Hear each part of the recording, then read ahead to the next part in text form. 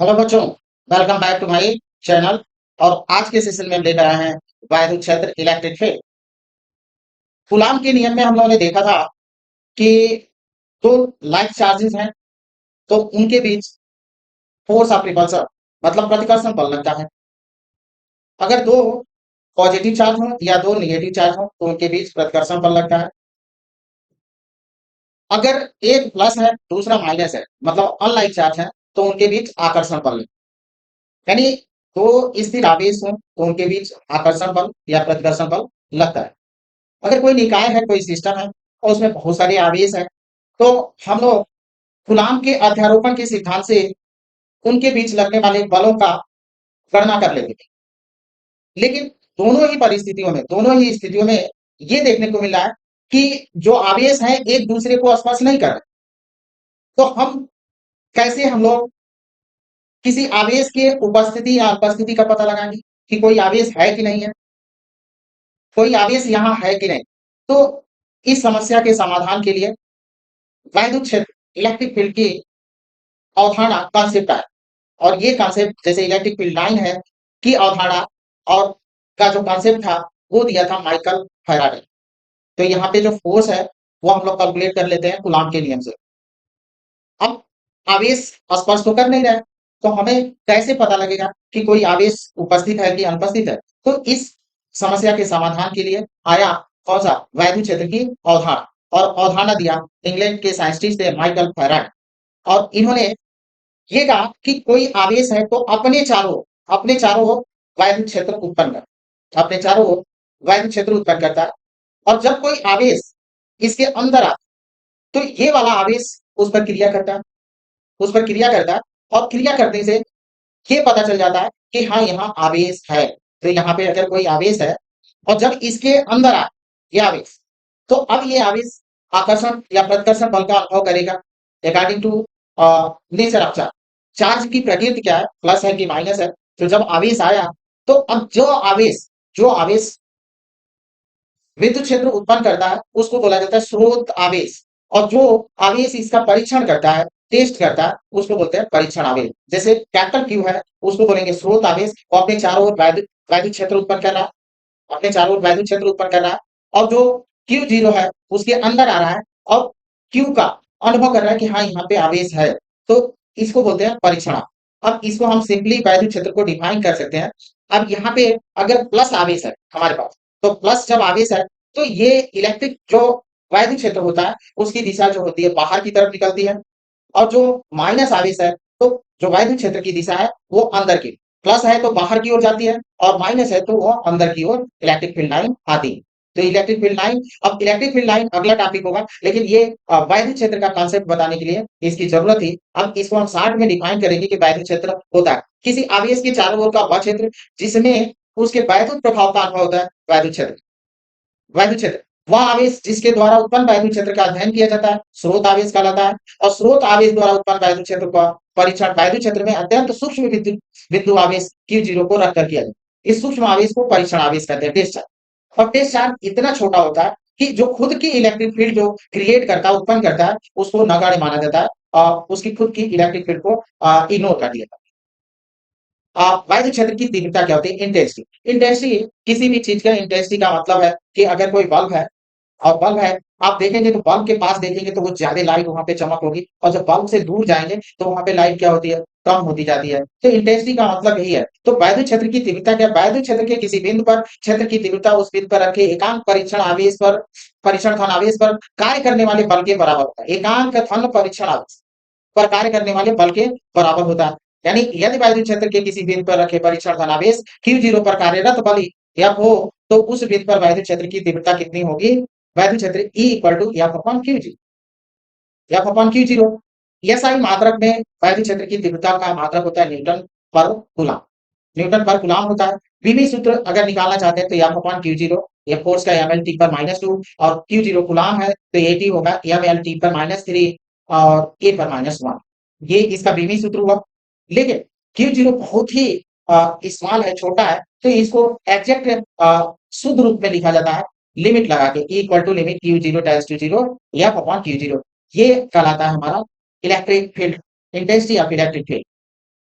F equal to ये हम लोग देख चुके थे कि 1/4 पाई साइन जीरो के q q zero upon r square.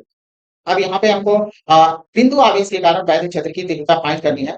तो यहाँ से हम क्यू जीरो को इसके नीचे ले आए, तो equal to f upon q zero equal to हम लिख सकते हैं 1/4 पाई साइन जीरो के q zero upon r square. यहाँ पे हम इस तरह से इसको वो कर सकते हैं, ये यहाँ पे हम ले लें, कह दें कि यहाँ पे हमारे पास कोई चार्ज, इस जगह पर कोई चार्ज है क्यू, और इससे आर डिस्टेंस पर, इस जगह पर मान लेते हैं कि आर डिस्टेंस पर एक बिंदु पी है जिस पर हमको वैद्युत क्षेत्र की तीव्रता फाइंड करनी, वैद्युत क्षेत्र की। तो अब वैद्युत क्षेत्र की तीव्रता के लिए क्या रख देंगे, यहाँ पे टेस्ट चार्ज रख देंगे। अब टेस्ट चार्ज रखे तो इस पर फोर्स लगा, और ये फोर्स हुआ इस डायरेक्शन में, और इसी फोर्स को हम लोगों ने यहाँ पे कैलकुलेट किया, और ये सपोज कर लिया कि इन आवेशों के बीच कोई डाइलेक्ट्रिक माध्यम है। तो डाइलेक्ट्रिक माध्यम का परावैद्युतांक ये है, तो F equal to 1/4 pi epsilon 0 q q not upon r square. अब इस क्यू नॉट को हम कहाँ ले आ दें, इसके नीचे ले आ देते हैं। क्यू नॉट को हम इसके नीचे ले आ देंगे एफ के, तो ये मिल जाएगा इलेक्ट्रिक फील्ड। तो हमको मिलेगी electric field f e equal to 1/4 pi epsilon 0 के q zero upon r square. अब यहाँ से हम बिंदु आवेश के कारण विद्युत क्षेत्र, वही बात जो पहले बताया वही चीज यहाँ पे देखना है। Electric field intensity due to ये पॉइंट चार्ज। अब यहाँ पे हमारे पास एक पॉइंट चार्ज है, और इस वो बिंदु पर, इससे आर डिस्टेंस पर एक बिंदु कौन सा है, पी है, और जिस पर हमको वैद्युत क्षेत्र की तीव्रता, तो इस पर एक फोर्स काम किया। अब ये फोर्स अकॉर्डिंग टू कूलम्ब। अब ये भी चीज देखें कि अगर प्लस चार्ज है तो जो हमारा फोर्स होगा वो अवे फ्रॉम द चार्ज, जो फोर्स होगा वो अवे फ्रॉम द चार्ज होगा, फोर्स हमारा अवे फ्रॉम द चार्ज। और यहाँ से देखें तो यहाँ पे जो फोर्स लगा इलेक्ट्रिक फील्ड या फोर्स की बात करें, अगर पॉजिटिव चार्ज है तो जो डायरेक्शन होगा इलेक्ट्रिक फील्ड का या बल का, वो किस दिशा में होगा, चार्ज से दूर होगा। और अगर निगेटिव चार्ज है तो जो इलेक्ट्रिक फील्ड का डायरेक्शन होगा, दिशा होगी, वो चार्ज की ओर हो, चार्ज की तरफ। ये कॉन्सेप्ट भी आपको जानना जरूरी है। यानी ये हमारा था। अब फोर्स जो मिला 1/4 पाई एप्सिलॉन 0 के q q zero upon r square. अब यहाँ पे ये मानकर चल रहे हैं हम कि जो हमारे चार्ज हैं, यहाँ पे तो टेस्ट चार्ज रखा हुआ है, तो इस जगह पर हमारा टेस्ट चार्ज क्यू जीरो है, तो क्यू जीरो है। अब इस जगह पर तो ये जो यहाँ पे नहीं रखना है, तो अब ये क्यू जीरो, अब इस क्यू जीरो को हम इसके नीचे ले आकर लगा देंगे क्यू जीरो को। तो जब क्यू जीरो को यहाँ ले आकर लगा देंगे तो हमको ई बराबर मिलेगा f upon q zero equal to 1/4 pi epsilon 0 के q zero upon r square. अब ये हमको मिल जाएगा इतना। अब यही तो हमारा इलेक्ट्रिक फील्ड है, तो इलेक्ट्रिक फील्ड यदि माध्यम निर्वात हो या एयर हो, तो जो डाइलेक्ट्रिक कांस्टेंट के होगा उसकी वैल्यू होती है 1। तो जो इलेक्ट्रिक फील्ड हमको मिलेगी 1/4 pi epsilon 0 q upon r square. अब यहाँ पे आपको ये देखना है कि e is directly proportional to r square, यानी आर की जब वैल्यू बढ़ेगी तो इलेक्ट्रिक फील्ड का मान क्या होगा, इलेक्ट्रिक फील्ड इंटेंसिटी की वैल्यू क्या होगी, कम होगी, घटेगी। याद करिए कि मैंने कहा कि बल्ब आप देखें, तो बल्ब के पास जब आप देख रहे हैं तो उसकी इंटेंसिटी क्या है, ज्यादा, चमक ज्यादा है। और जैसे ही आप बल्ब से दूर जा रहे हैं तो चमक क्या हो रही है, कम हो रही है। सेम वही चीज इलेक्ट्रिक फील्ड, आवेश जहां पे है, जिस जगह पर आवेश है वहां पे इलेक्ट्रिक फील्ड जो होता है ज्यादा है। लेकिन एक बात और ध्यान देना है कि खुद के लोकेशन, जो उसका खुद मूल लोकेशन है, खुद का लोकेशन है चार्ज का, वहां पे इलेक्ट्रिक फील्ड डिफाइन नहीं होती है। जैसे यहाँ पे आपका चार्ज है इस जगह पर, इस जगह पर चार्ज है, और क्यू प्लस क्यू चार्ज रखा, तो ये खुद के जगह पर यहाँ पे इलेक्ट्रिक फील्ड जो होती है वो डिफाइन नहीं होती है। क्यों नहीं डिफाइन होगी, कि अब ये तो होता है हम लोग का 4 पाई इप्सिलॉन नॉट, और ये जो है क्यू अपॉन आर स्क्वायर। तो जब आर ही हमारा यहाँ पे जीरो हो गया तो फिर इलेक्ट्रिक फील्ड कहाँ से डिफाइन होगी, आर तो खत्म हो जा रहा है। तो जो खुद का लोकेशन है, खुद का, जैसे दीपक होता है ना, दीपक अपने पिछवाड़े को उजाला नहीं कर पाता। हाँ हाँ हाँ, पिछवाड़ा, अरे पिछवाड़ा का मतलब उसके पेदी को उजाला नहीं कर पाता। लेकिन यह ठीक उसी तरह से है कि जो चार्ज है वो उसके खुद के लोकेशन, खुद मूल लोकेशन पर इलेक्ट्रिक फील्ड डिफाइन नहीं होती। अब e is directly proportional to 1/r²। अब यहाँ से ई इलेक्ट्रिक फील्ड और आर, आर के बीच जब हम ग्राफ खींचते हैं तो हमको मिलता है हाइपरबोला। तो हाइपरबोला का ग्राफ होता है ये, कुछ इस तरह से नेचर मिलता है। अब देखिए आर जैसे जैसे इंक्रीज कर रहा है, इलेक्ट्रिक फील्ड हमारी क्या हो रही है, डिक्रीज कर रही है। आर हमारा इधर गया, इलेक्ट्रिक फील्ड डिक्रीज कर रही है, इलेक्ट्रिक फील्ड डिक्रीज कर रही है। अब यहाँ पे कुछ कॉन्सेप्ट देखेंगे हम लोग। यहाँ पे जैसे जैसे हमारा आर इंक्रीज कर रहा है, इलेक्ट्रिक फील्ड हमारी क्या हो रही है, डिक्रीज कर रही है। तो इलेक्ट्रिक फील्ड डिक्रीज की। अब आर का मान बढ़ने पर ई का मान घटता है, बिंदु आवेश द्वारा उत्पन्न क्षेत्र असमान वैद्युत क्षेत्र होता है। यानी जो पॉइंट चार्ज ने इलेक्ट्रिक फील्ड उत्पन्न किया वो कैसा है, नॉन यूनिफॉर्म है, औसत। दूसरी बात, और कि यदि r tends to infinity, r infinity तो e का मान 0, यानी वैद्युत क्षेत्र का एक्सटेंशन जो होता है, विस्तार जो होता है, अनंत। जो इसका एक्सटेंशन हुआ, विस्तार हुआ, वो कितना हुआ, अनंत हुआ, इनफाइनाइट हुआ। एग्जाम्पल सीख लेते हैं। किसी आवेश के कारण 1 मीटर की दूरी पर निर्वात में और जल में वैद्युत क्षेत्र की तीव्रता होगी। आपको 1 मीटर किसी इलेक्ट्रॉन के कारण 1 मीटर की दूरी पर निर्वात में और जल में वैद्युत क्षेत्र की तीव्रता आपको फाइंड करनी। तो E vacuum equal to 1/4πε0 Q0 upon R square एस। यहाँ पे Q होगा, Q0 नहीं, ये Q है। तो ये लिख लें। अब यहाँ से हम E वैक्यूम इक्वल टू 9 1/4πε0 के बाद 9 into 10 to power 9 और इलेक्ट्रॉन का चार्ज होगा 1.6 into 10 to power 19 और नीचे R स्क्वायर तो 1 मीटर की दूरी है तो 1 का पावर। अब इसको जब हम सॉल्व करते हैं तो हमको मिलता है 1.44 into 10 to power -9। ये अब हमको फाइंड करना है किसमें, वाटर में। तो वाटर के लिए हमको फार्मूला 1/4πε0 के Q0 अपॉन R स्क्वायर। तो हम डायरेक्ट इस तरह से भी यहाँ पे फार्मूला यूज कर सकते हैं। E यहाँ पे ले लें, वैक्यूम वैक्यूम ले लेते हैं और अपॉन के, ये मिल गया। तो E वैक्यूम में हम के को डिवाइड कर लें या पूरी पूरी डिटेल्स हम रख कर कैलकुलेट कर सकते हैं। तो E water equal to 9 into 10 power 9 into 1.6 into 10 power 19 upon 1 और के की वैल्यू हो गई हमारे मिल गई 80। एमटी होता है वाटर के लिए, तो वाटर अब ये हमको मिल जाएगा 1.8 into 10 power -11 न्यूटन पर कूलम।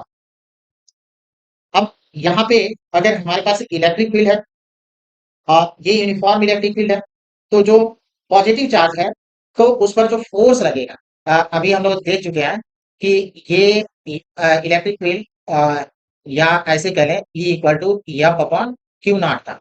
तो एफ यहाँ से अगर हम कैलकुलेट करते हैं तो E और क्यू नॉट ये मिला, यानी जो फोर्स होता है वो कितना होता है, E क्यू। तो इलेक्ट्रिक फील्ड में अगर पॉजिटिव चार्ज है तो उस पर जो फोर्स लगता है वो इलेक्ट्रिक फील्ड के डायरेक्शन में होता है। ये काफी इंपॉर्टेंट रिजल्ट है आपके न्यूमेरिकल सॉल्व करने के लिए। यानी इलेक्ट्रिक फील्ड में अगर पॉजिटिव चार्ज है तो उस पर फोर्स फील्ड के डायरेक्शन में वैद्युत क्षेत्र की तीव्रता के दिशा में लगता है। अगर माइनस चार्ज है तो उस पर जो बल लगता है वो वैद्युत क्षेत्र के विपरीत दिशा में लगता है। वैद्युत बल के कारण किसी आवेशित कण के भार को भी संतुलित किया जा सकता है। वैद्युत बल के कारण किसी आवेशित कण के भार को क्या किया जाता है, संतुलित किया जा सकता है। अब आपको ये देखना है कि भार को हमको संतुलित करना है, वेट को, तो हम कैसे संतुलित कर सकते हैं। वेट परिचित तो ये देखना है आपको। तो वेट को संतुलित करने के लिए हम क्या करेंगे, वेट तो हमेशा नीचे ही काम करेगा, वेट हमेशा नीचे। तो अब डिपेंड करता है कि फोर्स हमारा किधर होना चाहिए संतुलित करने के लिए। तो अब देखिए कि यहाँ पे फोर्स प्लस चार्ज है तो फोर्स इलेक्ट्रिक फील्ड के डायरेक्शन में, वेट कहाँ पे है, नीचे की तरफ वर्क कर रहा है, नीचे की तरफ। यानी अगर पॉजिटिव चार्ज है तो इलेक्ट्रिक फील्ड का डायरेक्शन ऊपर की तरफ होना चाहिए, वेट हमेशा नीचे होगा, तभी हम भार को संतुलित कर सकते हैं। अब यहाँ पे अगर नेगेटिव चार्ज है तो इलेक्ट्रिक फील्ड का डायरेक्शन नीचे होगा, तभी तो फोर्स ऊपर की तरफ लगेगा और तब वेट को हम संतुलित कर रहे हैं, क्योंकि वेट तो हमेशा नीचे ही काम करेगा, वेट तो कभी ऊपर जाएगा नहीं, वेट हमेशा नीचे ही काम करेगा। अब एक चीज और आता है कि यदि किसी स्थान पर कई बिंदु आवेश हो, जैसे अध्यारोपण का सिद्धांत लिखे तो उस दिन पर सभी आवेशों के कारण वैद्युत क्षेत्र की तीव्रता विभिन्न आवेशों द्वारा अलग अलग तीव्रताओं के सदिश योग के बराबर होता है, जैसे हम लोगों ने अध्यारोपण के सिद्धांत में देखा था। अगर सिर्फ दो ही है, दो आवेश है, दोनों आवेशों के कारण इलेक्ट्रिक फील्ड सेम डायरेक्शन में है, तो जो उनका रिजल्टेंट होगा वो E1 + E2। अगर अपोजिट डायरेक्शन में है तो फिर क्या हो जाएगा, E1 माइनस जो नेट इलेक्ट्रिक फील्ड होगी E1 - E2। अब कुछ आवेशों का संतुलन कहते हैं। कैसे संतुलित होता है, समान प्रकृति के आवेश हो तो उदासीन बिंदु दोनों आवेशों को मिलाने वाली रेखा के मध्य प्राप्त होता है। उदासीन बिंदु का मतलब ये हुआ कि दोनों आवेशों के कारण जो इलेक्ट्रिक फील्ड क्रिएट हुई वो दोनों कहाँ पे हो, बराबर और विपरीत होगा। तो उदासीन बिंदु बड़े आवेश से दूर और छोटे आवेश के निकट प्राप्त होता है, ये पहला कॉन्सेप्ट है। अगर हमारे पास एक Q1 और Q2 है, यहाँ पे Q1 है और दूसरा Q2। अब Q1 से बड़ा अगर Q2 है, Q1 से बड़ा Q2 है, तो जो उदासीन बिंदु होगा यहाँ पे, अब इस Q1 के कारण जो इलेक्ट्रिक फील्ड होगी वो इस तरफ होगी, Q2 के कारण जो इलेक्ट्रिक फील्ड होगी E2 इस तरफ होगी। तो ये जो बड़ा है वो ज्यादा बड़ा इलेक्ट्रिक फील्ड क्रिएट करेगा ऐसे, और ये छोटा है तो ये कम इलेक्ट्रिक फील्ड। तो कहाँ पे, यहाँ पे आकर जब दोनों की इलेक्ट्रिक फील्ड बराबर और विपरीत हो जाएगी तो हमको उदासीन बिंदु मिलेगा उस जगह पर। तो ये कॉन्सेप्ट है कि अगर समान प्रकृति के आवेश हैं तो उदासीन बिंदु दोनों आवेशों के बीच में ही मिलेगा। दोनों आवेशों के बीच में मिलेगा, लेकिन उदासीन बिंदु बड़े आवेश से दूर और छोटे आवेश के निकट प्राप्त होगा। ये कॉन्सेप्ट आपको सीखना है।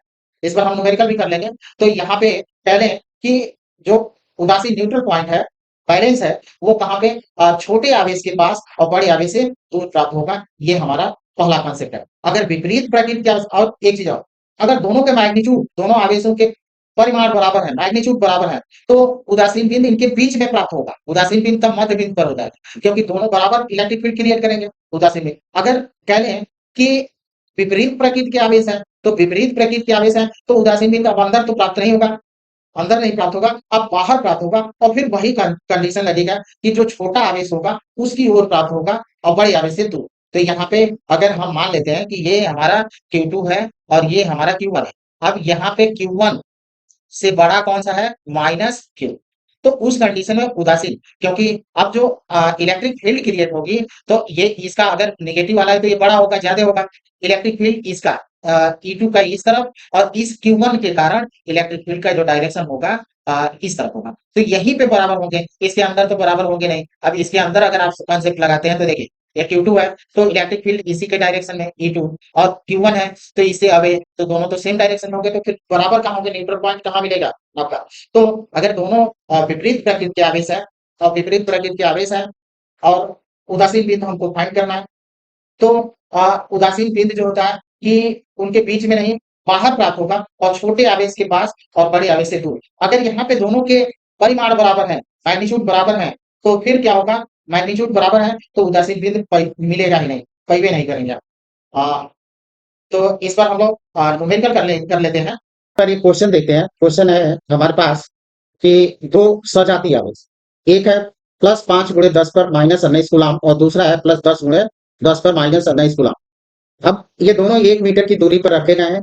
अब हमारा क्वेश्चन ये है कि दोनों को मिलाने वाली रेखाओं के बीच किस स्थान पर वैद्युत क्षेत्र शून्य होगा, मतलब उदासीन बिंदु किस स्थान पर मिलेगा। तो हम लोगों ने देखा कि जब समान प्रकृति के आवेश होते हैं, तो समान प्रकृति के आवेश होते हैं तो उदासीन बिंदु इन दोनों आवेशों के बीच प्राप्त होता है, दोनों आवेशों के मध्य में कहीं किसी बिंदु पर प्राप्त होता है, और छोटे आवेश के पास और बड़े आवेश से दूर प्राप्त होता है। तो हम मान लेते हैं कि छोटे आवेश से x डिस्टेंस पर P पॉइंट पर वैद्युत क्षेत्र शून्य है।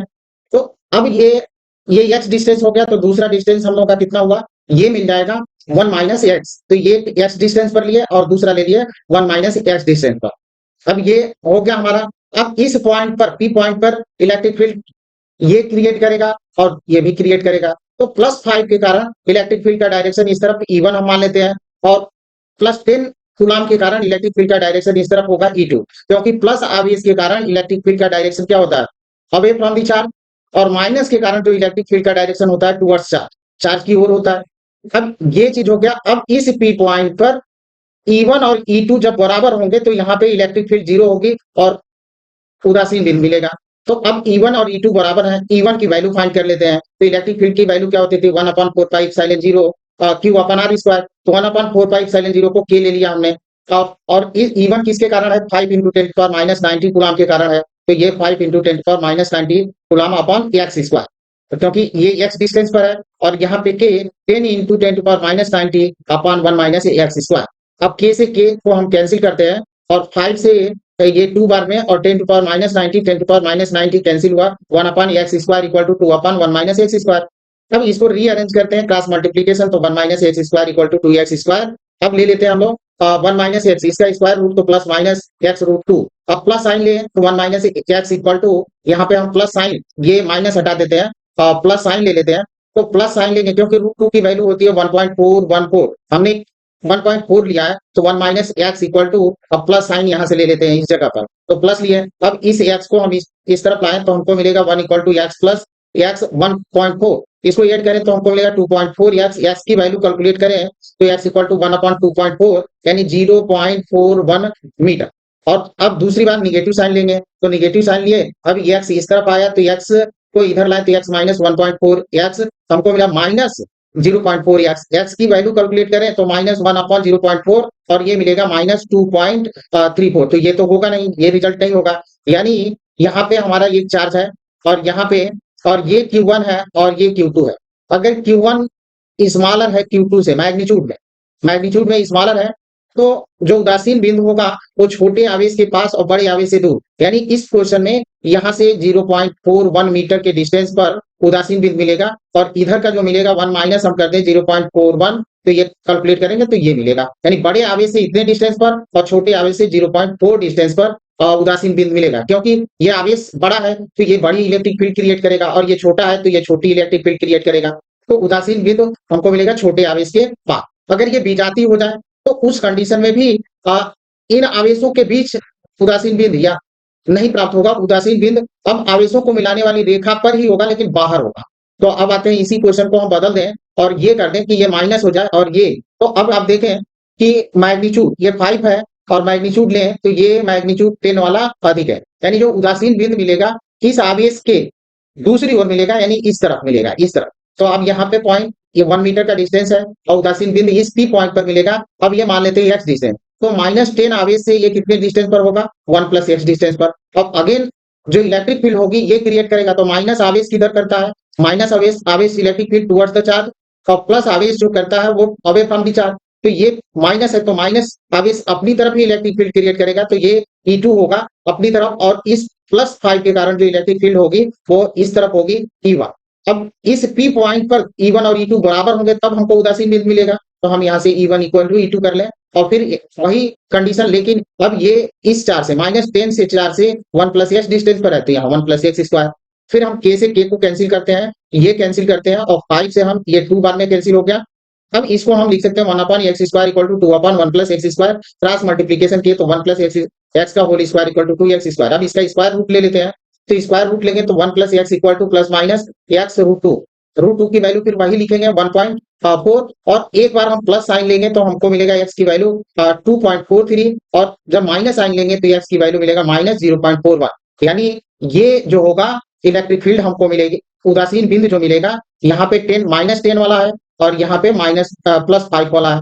तो छोटे आवेश के पास और बड़े आवेश से दूर, यानी इस पॉइंट पर ये इलेक्ट्रिक फील्ड हमको फाइंड होगी 2.43 डिस्टेंस पर इलेक्ट्रिक फील्ड मिलेगी। अगर ये विजातीय आवेश बराबर के हैं, मतलब ये भी -10 है, तो फिर हमको उदासीन बिंदु मिलेगा ही नहीं। लेकिन अगर सजातीय आवेश है हमारे पास और सजातीय आवेश है और दोनों का मैग्नीट्यूड ये भी 10 हो जाए ये भी 10 हो जाए प्लस में, तो प्लस में या माइनस माइनस हो जाए, तो उस कंडीशन में उदासीन बिंदु इन दोनों के बीच में मिड पॉइंट पर मिलेगा। Thank you student.